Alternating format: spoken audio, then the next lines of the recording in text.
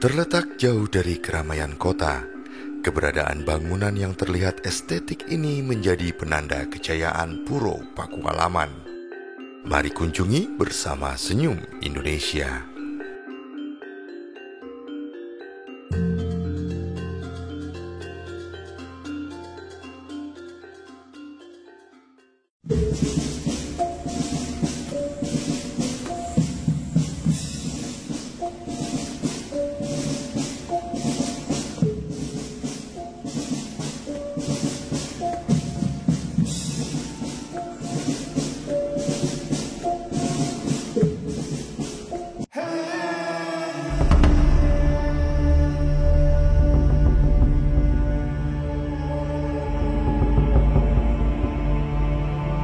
Diiringi tiupan lembut angin pantai selatan, aku menyusuri jalan yang termasuk sepi ini.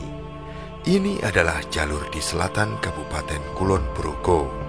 Jalan ini bisa ditempuh ketika menuju ke arah Purworejo ataupun Kebumen.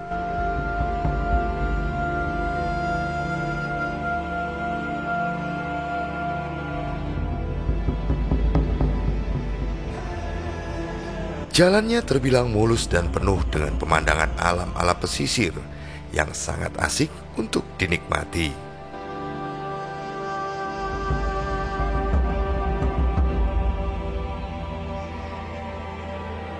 Di jalur ini juga terdapat banyak objek wisata yang masih terbilang belum banyak dikunjungi.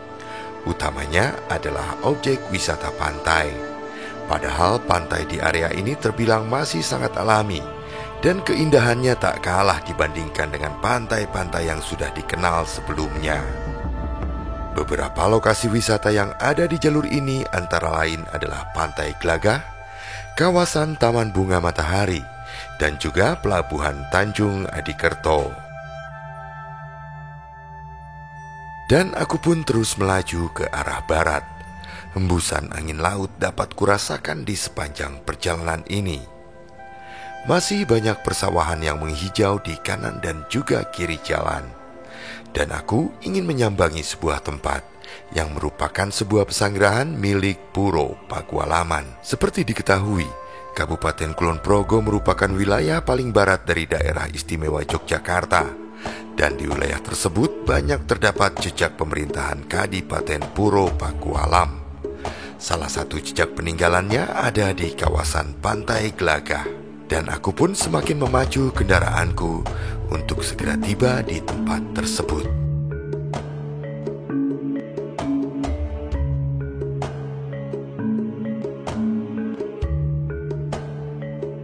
Dan kemudian berada tepat pada sebuah jalan yang menikung, terdapat sebuah bangunan dengan gaya bangunan yang sangat mencolok.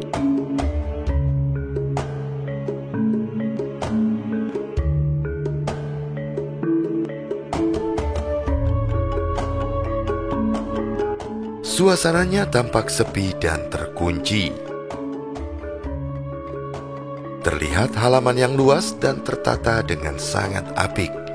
Ingin rasanya untuk bisa menerobos masuk, tapi rasanya hal tersebut bukanlah suatu hal yang baik.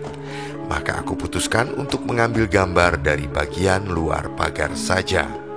Dan inilah Pesanggerahan Glagah.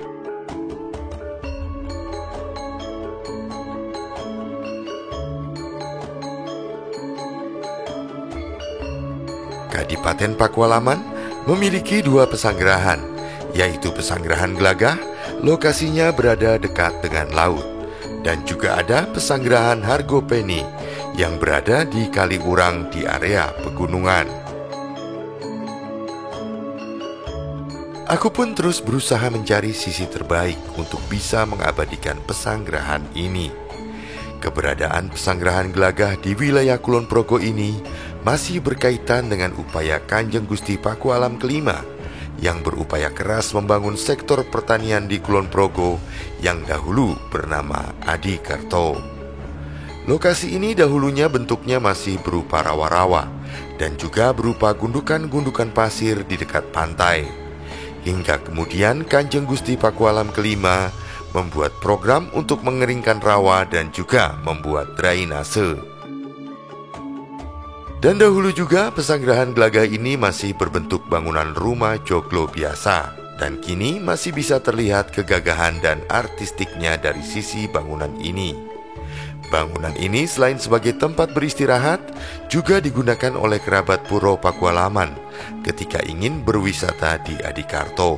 Bangunan utama bergaya Eropa, baru dibangun di masa Kanjeng Gusti Pakualam ke-6 dan juga ke-7. Bangunan joglo kemudian mendapat sentuhan gaya Eropa. Fungsinya pun kemudian bertambah, termasuk untuk melakukan upacara budaya. Salah satunya adalah agenda labuhan yang sampai saat ini masih dilaksanakan. Dan sebelum melaksanakan labuhan, persiapan dilakukan di pesanggrahan ini. Warga yang akan mengikuti labuhan berkumpul di pesanggrahan Glagah ini dan menyiapkan ubo rampe. Setelah melakukan ritual, barulah kemudian ubo rampe diarak dengan diiringi bergodo Pakualaman dan juga sentono dalam dengan menempuh jarak sekitar 3,5 km dan kemudian melarung ubo rampe tersebut di pantai selatan. Upacara labuhan itu biasanya dilaksanakan setiap bulan Suro dalam penanggalan Jawa. Rasa penasaranku mengenai pesanggrahan Glagah ini rasanya belum juga pudar. Bisa dilihat, kompleks ini terdiri atas dua bangunan, yaitu bangunan utama di sisi utara dan juga bangunan penunjang yang terletak di sisi selatan. Di selatan bangunan utama, terdapat bangunan bergaya Indis dengan atap limasan berpenutup genteng. Bisa disebut ini adalah bangunan gandok tengennya. Pintu utama gandok terdapat pada sisi timur, dengan dua daun pintu bermodel kupu tarung.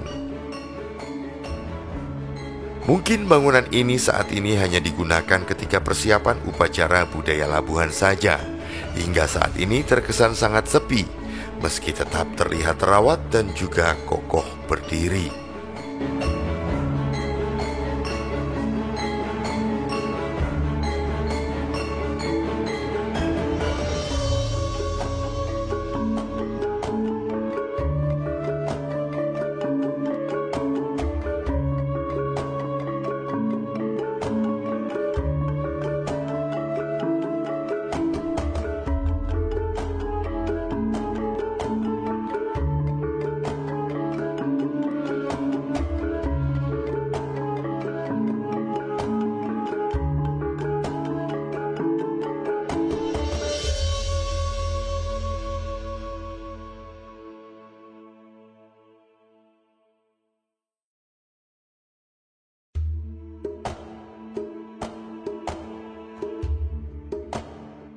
Aku pun kemudian meninggalkan pesanggrahan Glagah dengan rasa penasaran yang masih juga belum tuntas.